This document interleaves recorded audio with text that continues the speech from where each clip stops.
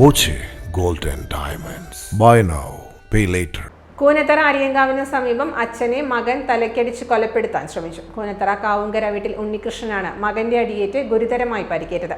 ഇയാൾ വാണിയംകുളത്തെ സ്വകാര്യ ആശുപത്രിയിലും പിന്നീട് തൃശൂർ മെഡിക്കൽ കോളേജ് ആശുപത്രിയിലേക്കും മാറ്റി.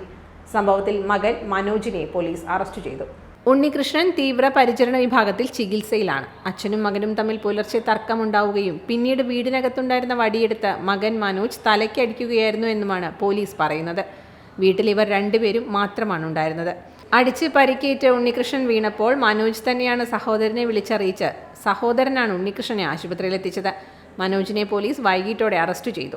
തിങ്കളാഴ്ച പുലർച്ചെ കൂനത്തറയ്ക്കു സമീപം കിഴക്കേ ത്രാങ്ങാലിയിലുള്ള വീട്ടിൽ വെച്ചാണ് സംഭവം. മദ്യലഹരിയിലാണ് അക്രമമെന്ന് പോലീസ് പറഞ്ഞു. പോലീസും വിരലടയാള വിദഗ്ധരും സ്ഥലത്തെത്തി പരിശോധന നടത്തി. Time kids pre school, Mannannur road, Vaniyamkulam. Dot view news. കാഴ്ചകളാണ് ലോകം, കണ്ടു തുടങ്ങുക.